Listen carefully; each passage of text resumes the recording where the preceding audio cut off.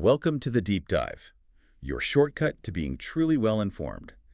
Today we're plunging into a challenge that, well, resonates with anyone who's ever tried to buy from or sell to a market across the globe. You mean the sheer fragmentation? Exactly, the inherent fragmentation of global commerce. Despite this huge volume of online tools, social media, marketplaces everywhere, it often feels like something crucial is still missing, something to really connect it all. That's a really powerful observation. Yeah. For all our digital advances, you're right. Global trade can often feel less like a seamless web and more like a collection of isolated commercial islands. Perfect analogy. Yeah. And that observation leads us right into today's deep dive, an ambitious new global platform called ONETALKX, OTX for short. OTX. No. And their mission statement is pretty bold: one globe, one language for business. Now, that one language isn't just literal translation, obviously. It's about creating this unified commercial dialogue, a shared framework for transactions for trust across borders. Oh, common ground. Exactly. So this deep dive, it's built from an executive brief we got our hands on, packed with project overviews, financial projections, strategic insights, really directly from the source. Good stuff. Yeah. So our goal today is to unpack OTX's unique vision, really understand how it plans to revolutionize global trade, look at its ambitious market potential, and hopefully give you some genuinely surprising facts and insights. Cut through the noise. Sounds good. Where do we start? Okay, let's unpack this core problem first, the one highlighted right at the start of the source material. The world of commerce is just incredibly fragmented, like you said. Every country is almost a commercial island. You're trying to reach a buyer halfway across the world, or maybe you're a seller trying to get your goods into a distant market. There's so many barriers. What does that fragmentation actually feel like for, businesses and consumers on the ground? Well, what's often overlooked, I think, is how this fragmentation really hits both sides hard. For buyers, it often just boils down to a fundamental lack of trust. Right. Is this product real? Is it going to show up? Exactly. Will it actually arrive? Yeah. Is the quality what they say it is? And then for sellers, there's this concept the brief mentions, corporate remoteness. Corporate remoteness. Yeah. Okay. It means they feel incredibly disconnected. They struggle to truly understand or, effectively serve markets far away. They're kind of operating in a vacuum. Right. They lack those strong social connections, that genuine community integration that the source material really emphasizes are crucial for, like, long-term, value-driven operations. It's not just about short-term, opportunistic deals. And I suppose it gets even more complicated when businesses try to just manage clients and the sales process itself. Even with all this emerging AI and tech tools popping up, Oh, absolutely. they're trying to integrate them effectively to genuinely connect with clients both locally and globally. It often just proves way too complex for your average business, right? Precisely. The source is very clear on this. Sellers really struggle to bring these new technologies into their day-to-day workflow effectively. So OTX aims to simplify this. They want to provide a more intuitive, kind of all-in-one way to manage the whole sales process. From lead to delivery. Yeah, from lead to delivery, fostering that connection instead of just adding more complication. And this complexity, it then spills over into inefficient sales channels, which I guess inevitably leads to a limited selection for consumers and ultimately higher prices. That's a key takeaway, yeah. By directly tackling and hopefully solving these systemic inefficiencies, OTX is aiming for a win-win. Okay. So sellers get more efficient operations, streamlined access to new international markets, and buyers benefit from a hopefully broader selection of goods at more competitive prices because those efficiencies are sort of baked into the whole supply chain. And what about the big players? Global manufacturers looking for growth, especially trying to expand into new territories, finding strong, credible representation in all these diverse local markets. That must be a massive hurdle. Oh, it's a huge barrier. You've got legal issues, cultural misunderstandings, logistics. Yeah. And OTX proposes to, well, fast-track this process quite significantly. The plan is to connect manufacturers directly to existing established teams of OTX partners and representatives. Already on the ground? Already operating in a large selection of countries. So this allows manufacturers to gain that local market presence, but within already trusted communities. It effectively reduces their legal exposure, cuts down on cultural uncertainties, and just lowers the overall risk by leveraging these pre-existing local networks. Okay, now here's where OTX really starts making some big claims. They call themselves a world-first and unique solution. So what exactly is this platform? Right. The brief describes it as a technology-based, social, global business platform, designed not just to, facilitate buying and selling, but to foster a more transparent, community-centric approach. But the real insight maybe isn't just what they're doing, but why now? Like, what's shifted globally or technologically to make this possible?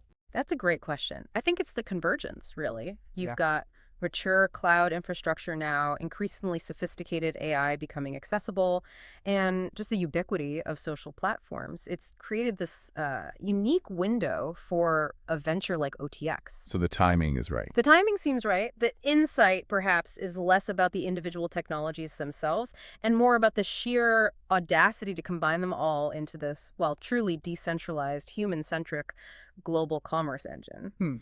OTX's ambition, as they state it, is to excel in what they call the last remaining virgin opportunities in the world of business.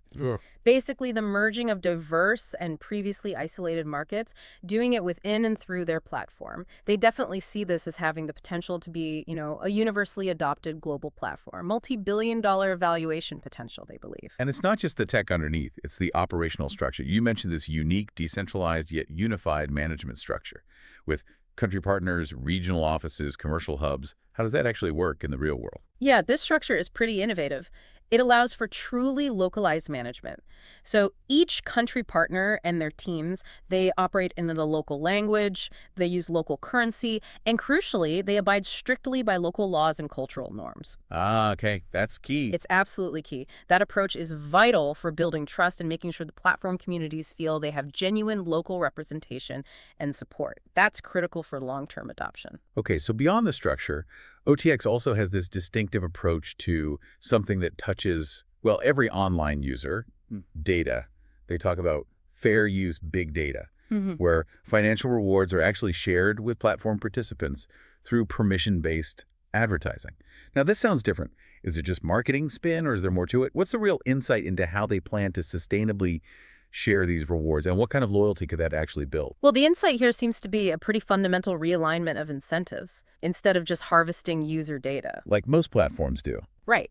By making users actual stakeholders in the data generated by them, OTX aims to build, theoretically, unprecedented trust and stickiness among its user base.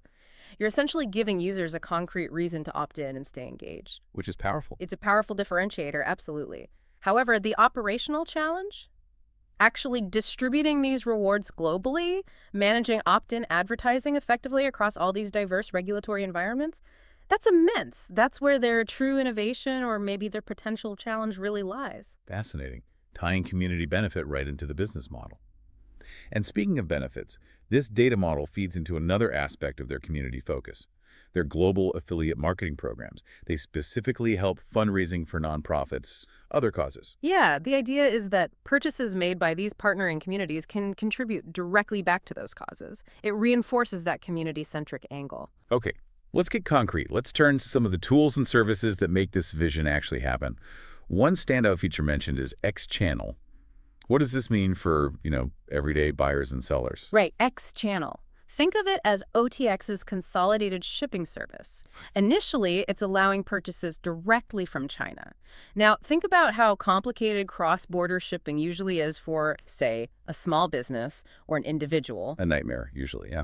Exactly. With X-Channel, sellers deliver their goods to an OTX warehouse, specifically in Shenzhen, China.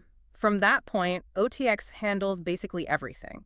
The labeling, packing goods efficiently into sea containers, arranging all the customs clearance. Wow, okay. Now, for buyers, the huge benefit is transparency and cost savings.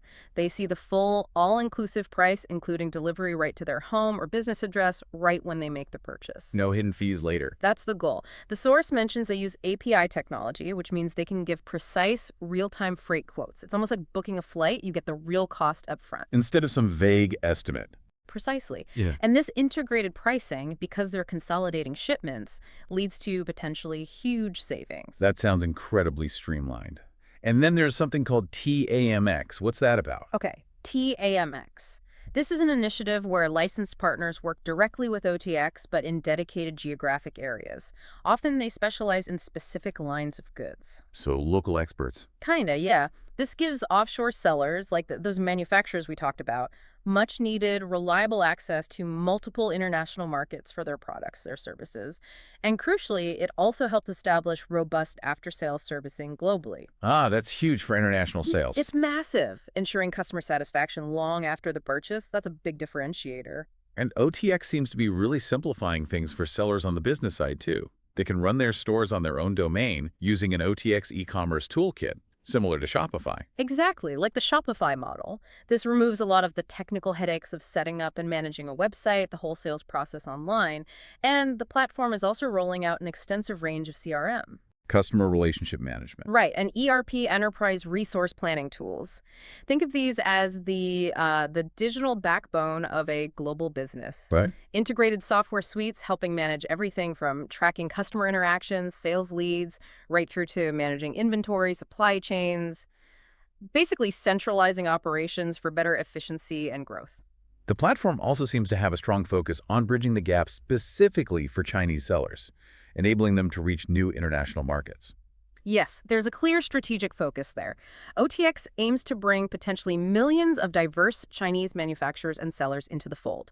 They have a dedicated China-based sales and marketing team that's ONETALKX Technology Co., Ltd., or WTK. WTK. Got it. They handle marketing, manage the sales and export process specifically for Chinese sellers. Plus, you add in translation services, that consolidated X-channel shipping, and all the tech tools. It's all designed specifically to foster better cooperation and increase sales for this absolutely crucial supplier base. Now, you mentioned something interesting earlier, that while OTX is an online platform, it's also designed to facilitate significant offline business. Yes, that's important to clarify. The source material indicates this clearly. The country partners, they have the ability to appoint local agents in specific geographic areas and specific product lines to conduct offline business-to-business transactions. Huh. So face-to-face deals, potentially. Potentially, or at least locally managed deals outside the main online marketplace flow. And the brief actually notes that this offline segment is anticipated to be larger than the online business itself. Wow. That's a really unique hybrid approach for a global platform. It is. It acknowledges that not all commerce, especially B2B, happens purely online. And all of this is built on a pretty robust tech foundation, right? Proprietary software, over 60,000 hours of development teams in NZ, Europe, China. And they're embracing Web 3.0 tech, AI, ChatGPT, blockchain. How do these buzzwords actually translate into functional advantages for OTX? Right. Let's try and demystify that a bit. Think of it this way. AI, for example, isn't just about having a chatbot. It could power a really smart digital assistant that intelligently matches buyers and sellers across different languages, different cultural nuances. Okay, practical matching.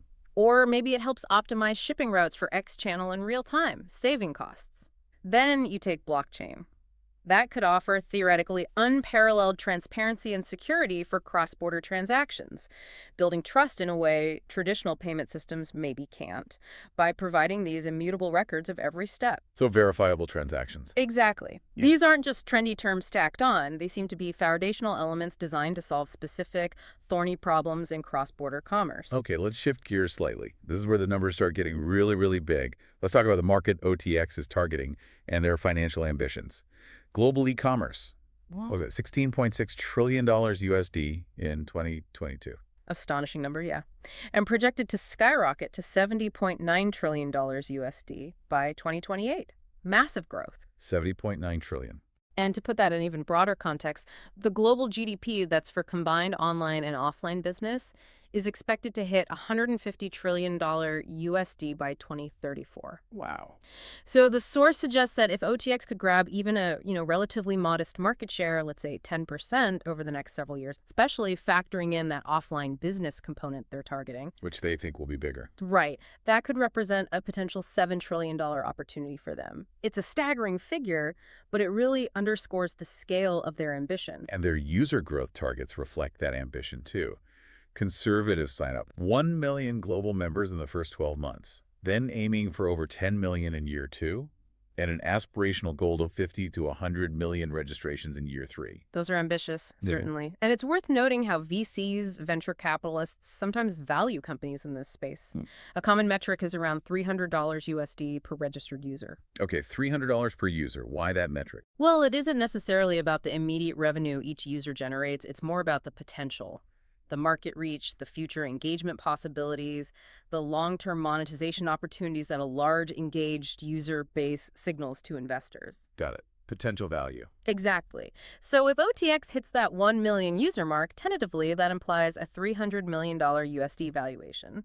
If they hit 10 million users, that jumps to $3 billion.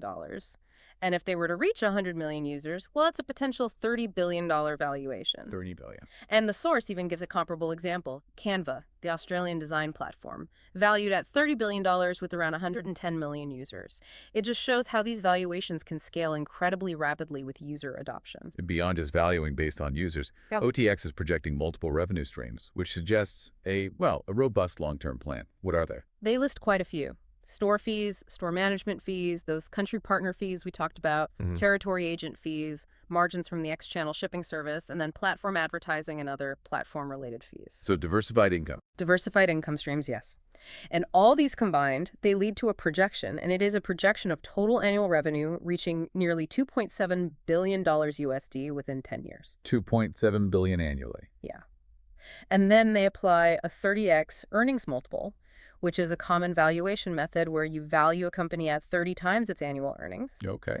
That could theoretically lead to an $81 billion USD company valuation down the line. 81 billion. These are definitely eye-catching projections. They certainly are. Reflects a significant belief in their model and their ability to capture a substantial market share across all these different streams. So what's the current situation? The brief mentions the current financial valuation for the holding company, ONETALKX Limited, is $10 million USD. And they're looking for capital. Yes. They're currently seeking a capital input of $1 million USD in exchange for a 10% stake in the company. Okay, $1 million for 10%. And the projected returns for that investor. Well, based on those valuations we just discussed, they're remarkable, potentially. A $1 million investment could, if OTX reaches that $3 billion valuation mark, become $3 billion USD. A 3,000x return. A 3,000x return, yes. And if they were to hit that higher $80 billion valuation projection, the same $1 million could theoretically become $8 billion USD. That's an 8,000x return. Mind-boggling numbers. Where would that $1 million investment go?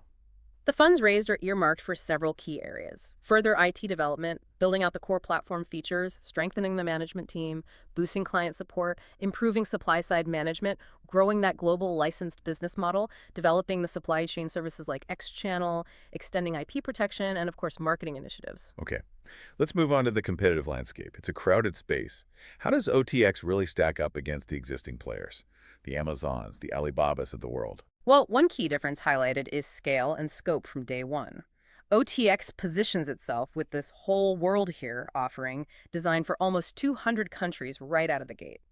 Compare that to, say, Amazon, whose core platform operates effectively in only about 20 specific territories. So global from the start versus regional expansion. Exactly. OTX aims to be universally applicable, not just dominant in certain regions. And it's not just geography, right?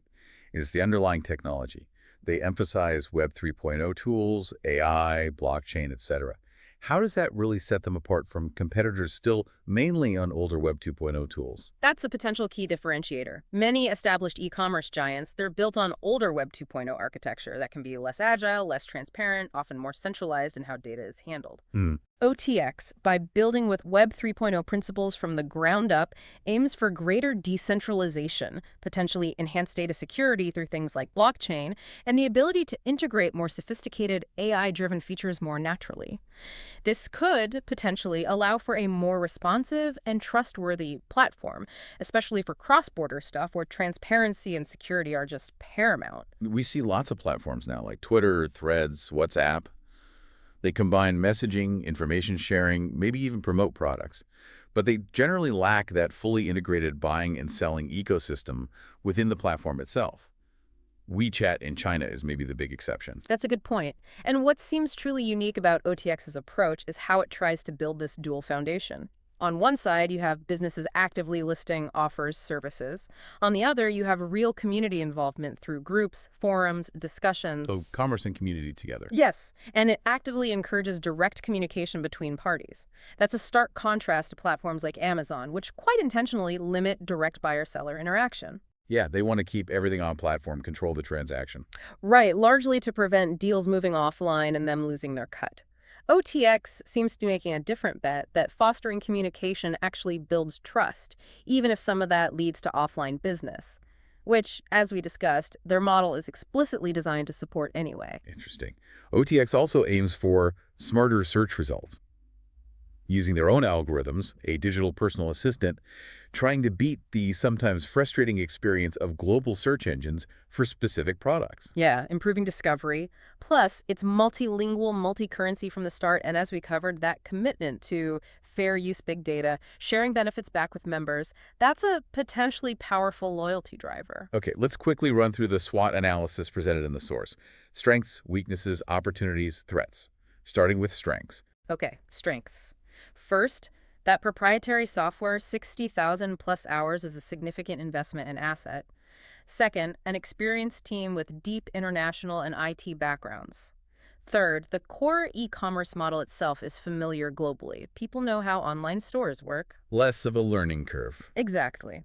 And finally, a significant strength is that OTX acts primarily as a supply chain service provider. They don't hold the inventory themselves, which dramatically reduces their financial risk compared to traditional retailers who buy stock. Makes sense. Okay, flip side, weaknesses. A primary weakness identified is the ongoing reliance on securing and retaining highly professional software engineers.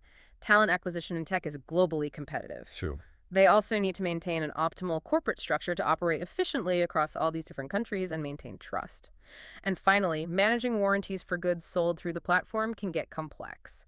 The brief notes service agreements will likely be offered on a fee basis, which might add complexity for users. All right, opportunities. The brief sounds pretty bullish here. Very much so. Obviously, the explosive growth projected for global e-commerce is the biggest opportunity.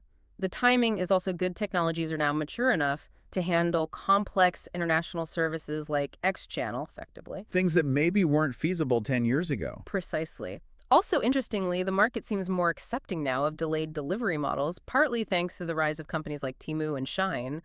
This makes OTX's consolidated sea freight model more palatable to consumers than it might have been previously. Good point.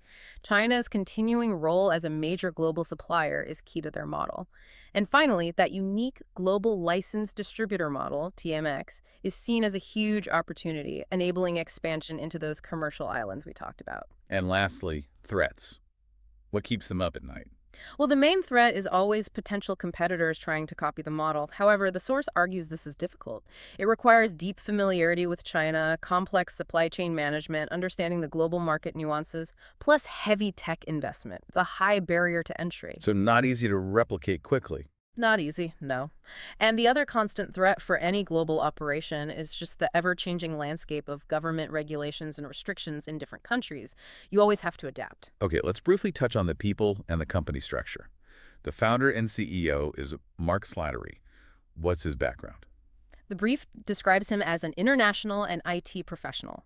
Apparently traveled the planet some 60 times, involved in tens of millions of dollars of international business. And importantly, he oversaw that 60,000 hours of software development personally. Hands-on. Seems so.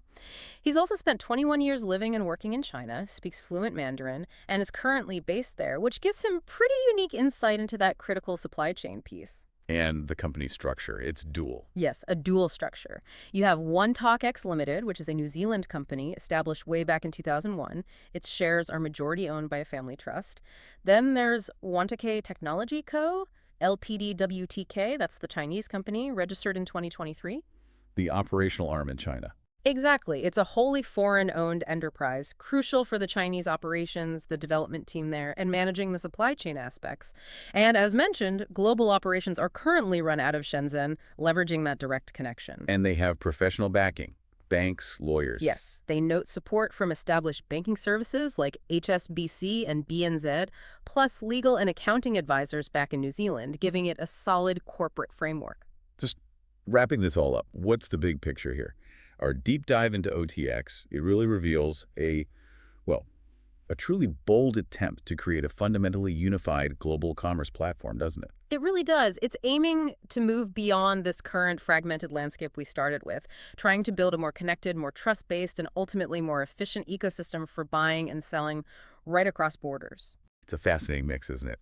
Technology, community building, complex global logistics, all aimed at systematically breaking down those traditional barriers to international trade, especially for smaller players. Hopefully this deep dive gives you, the listener, a significant shortcut to understanding what could be a really transformative venture in global business. Definitely one to watch. Absolutely. And now, as always, a final provocative thought for you to consider. If OTX's ambitious vision of one globe, one language for commerce truly takes hold, how might it fundamentally reshape not just how we buy and sell, but the very fabric of global communities and local economies? Something to think about.